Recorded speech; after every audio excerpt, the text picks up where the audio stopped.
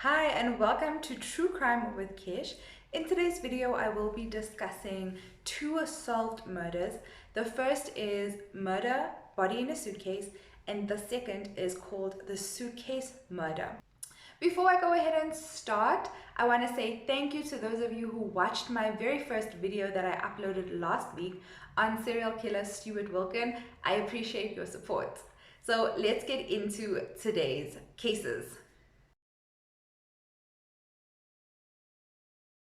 In order to understand our first murder, we have to rewind all the way back to 1888.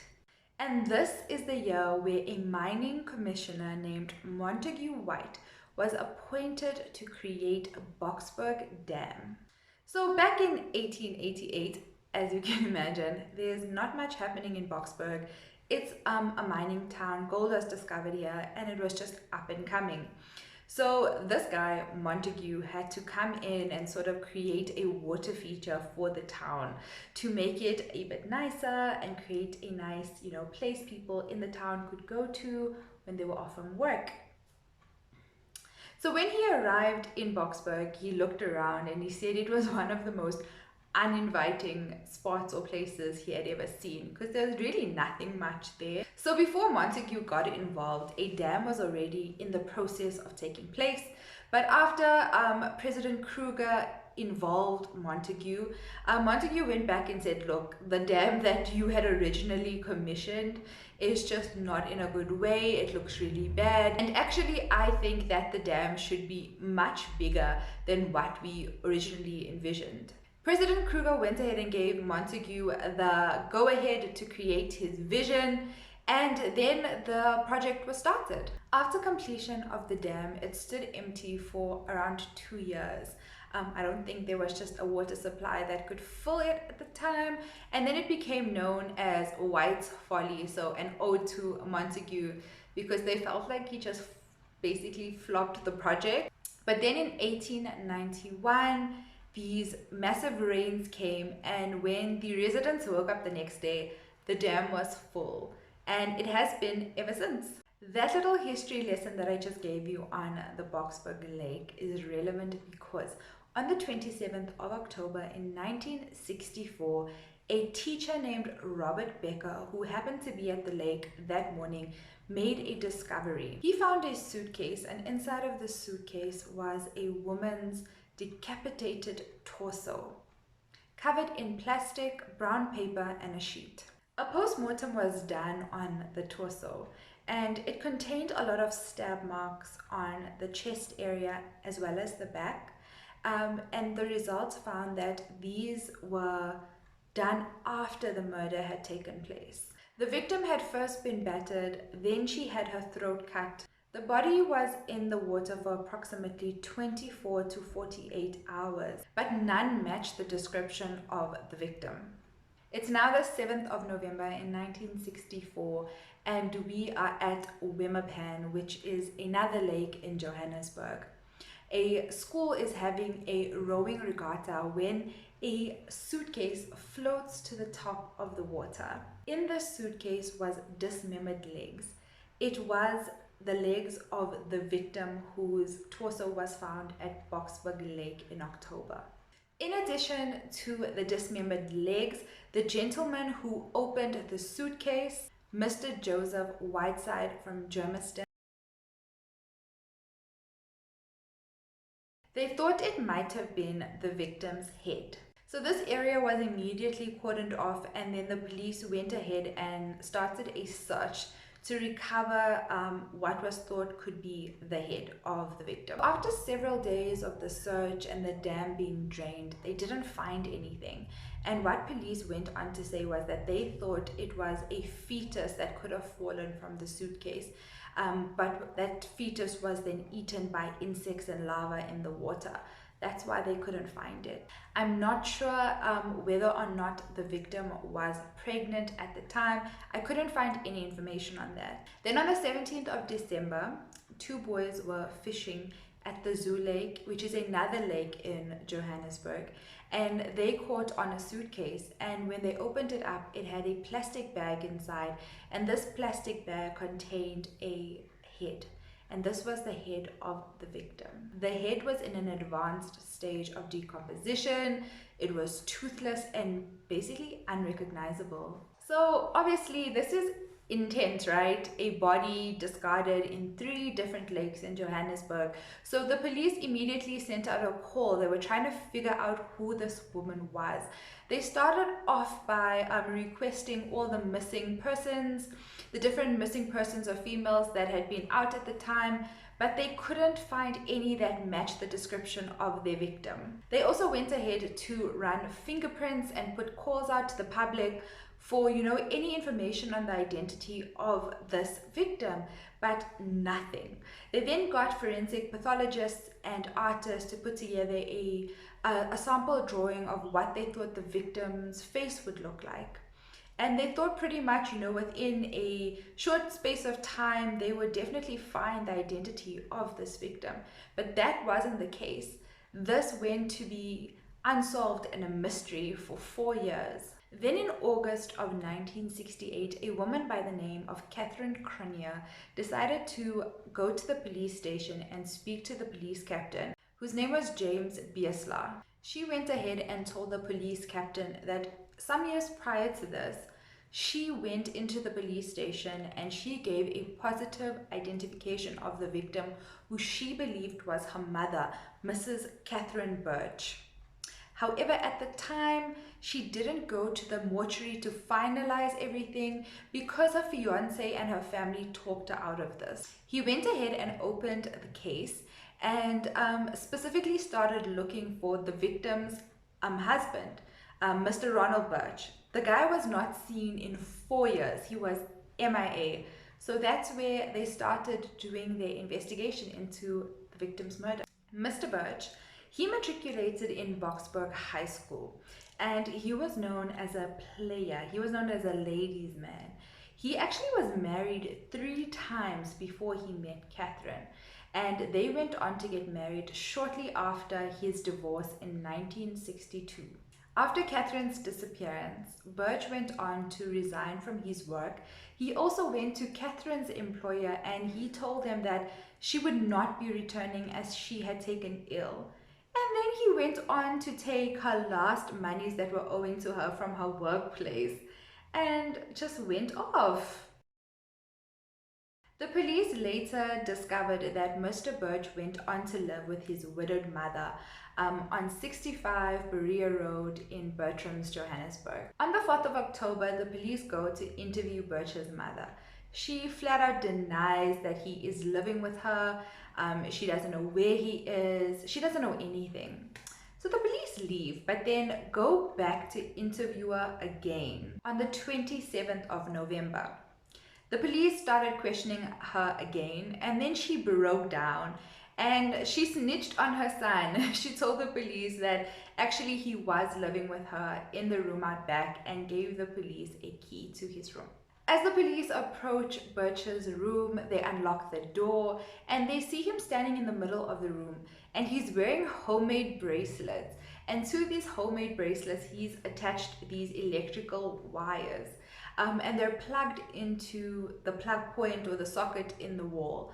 And as soon as the police try and get close to him or enter the room, he switches this plug on and basically ends up electrocuting himself. So the police needed, just that final bit of proof to link all of this together, and they got that from the woman's daughter, Catherine. So Catherine went and gave them a letter that was handwritten by her mum, and on the letter was a fingerprint. They tested that fingerprint and it was a positive identification for Catherine Birch, her mother. Because so much of time had passed and the fact that Mr. Birch electrocuted himself, a true cause of death and motive couldn't be ascertained for this case.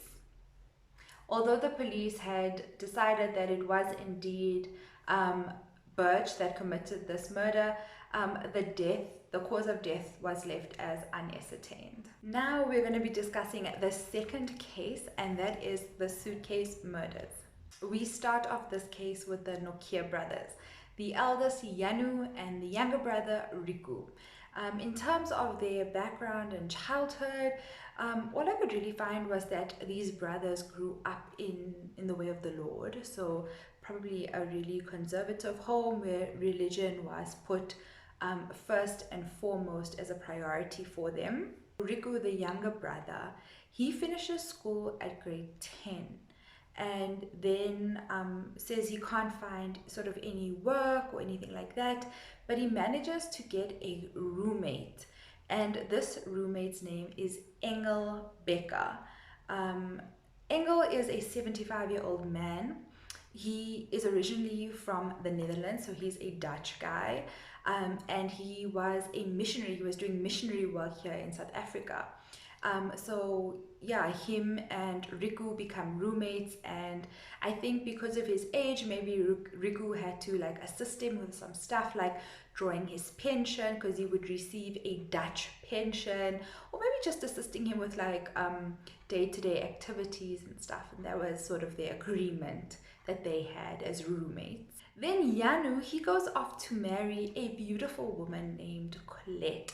Now, Colette is sort of this femme fatale, you know, she's just like pretty and everybody loves her. And then Yanu and Colette go on to be evicted from their home.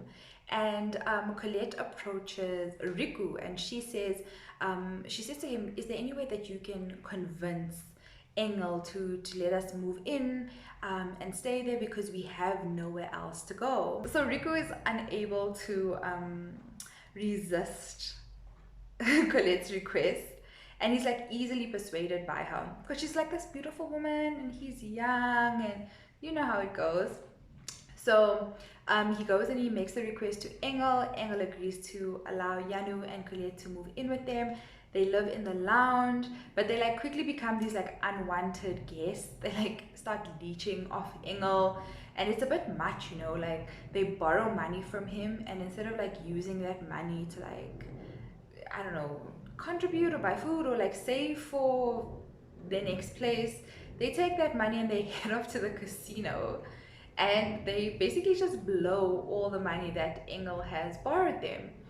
And then they come up with this plan to steal money from Engel's bank account. So the three of them, Yanu, Riku, and Colette, go off to steal money from Engel's bank accounts. And when he finds out, he just becomes so frustrated, obviously, right? And he decides he wants to kick all three of them out. But before this, Yanu discovers that Engel is receiving a Dutch pension monthly, and this is collected by Riku. So Riku goes ahead and collects it on behalf of Engel and then gives the money to him. But I think that this pension must have been like a substantial amount, because Yanu and Colette like devised this like wicked plan of getting Engel out of the picture so that they can collect the Dutch pension for themselves every month. And in order to do this, they have to get Riku to assist them. But Riku's like really hesitant to do so. He's not really sure if like this is not something that he really wants to do. But remember I said that like he's so unable to resist Colette, and apparently she was able to use like her like feminine charms to convince Riku to join them. Before the three have to basically move out of Engel's flat because they've been kicked out, Yanu and Colette call Engel into the living room and they say they'd like to talk to him about something. When he gets there, Yanu takes a glass bottled boat and he smashes it over Engel's head, and they end up murdering Engel. Once Engel is dead laying there in the living room, they realize that they have to dispose of this body. So Yano comes up with this plan to feed Engel's body to the alligators, which are in Hoedspruit. Now, Hoedspruit is this country part of South Africa. It's really beautiful, it's really lush. It's a holiday resort that people frequent, and the only way to get there is by train. But in order to get Engel's body there by train, they have to dismember his body and they have to fit it into 3 different suitcases. So that's what they end up doing. So they're on the train with Engel's body in 3 suitcases heading off to Hoedspruit. But then one of the suitcases start leaking blood and they get super panicked about this. So they decide to toss it out of the window, which they do. Now the conductor of the train, he sees the suitcase being flung out of the window, and as it opens up, the suitcase opens up, a torso is like in the sky, just like falling from the suitcase. And he's like super alarmed by this and decides to call the police and tell them what he's just seen. So after the police are called, they discover the dismembered body in the different suitcases. They start their investigation and immediately it leads them to Yanu, Riku, and Colette. Now Yanu goes on to say during his interview that this was done in self-defense. Engel was trying to attack him. So the police decide in order to solve this, they need to get one of the three to turn state witness. And can you guess which one they got? If you guess Colette, you would be right. Ding, ding, ding. She turned state witness. She basically turned on her husband Yanu, and she turned on Riku, her brother-in-law. She tells the police everything, every single thing, and the brothers get sentenced to life imprisonment. She gets off completely scot-free. So the brothers go off to serve their life sentences, which they were given in 1996. The two brothers go on to have quite different experiences in prison. Yano, the eldest brother, on one occasion, he and this other prisoner, I believe, come up with this plan. So he pretends to be ill and he gets sent to the infirmary, and here he holds up the doctor and then escapes. But he's caught and then sent to a maximum security prison in Pretoria. Riku, on the other hand, is said to have been a model prisoner. He had only completed grade 10, and he attributed this to one of the reasons as to why he went on to commit crime, because of a lack of jobs that were available for somebody who only had a grade 10. But in prison, Riku goes on to finish matric. He does a degree, then a BSc honors in computer science, where he receives a distinction, then goes on to do his master's, and then to begin the process of completing his doctorate. In South African prisons, you have the option of studying further. I believe it is free, and he made use of this available resource to him. And because of all of this, the parole board recommended him for parole because, like, the prison warders and the different people he worked with mentioned him as one of their biggest success stories. Upon his release from prison, the correctional services did say Riku had really strict parole conditions that he needed to adhere to, and if he didn't, and if he broke any of these, that he would be sent straight back to prison. This caused a huge debate on Twitter when his parole came up, because people believed that he was involved in this really gruesome murder. He then was given like an opportunity to further his studies for free, whereas many South Africans, if you're not in jail, you don't have access to, like, it's not as easy, or you don't have access to this free tertiary education. And the fact that he was now going out into society, a lot of people were not happy about that, but there's a couple of schools of thought on this. Either you believe that prison should be a rehabilitative place where you want prisoners to be more educated, you want them to be able to change their lives so that upon release or upon receiving parole, they're able to enter society, as reformed and to make better decisions and to add to society, to be constructive members of society.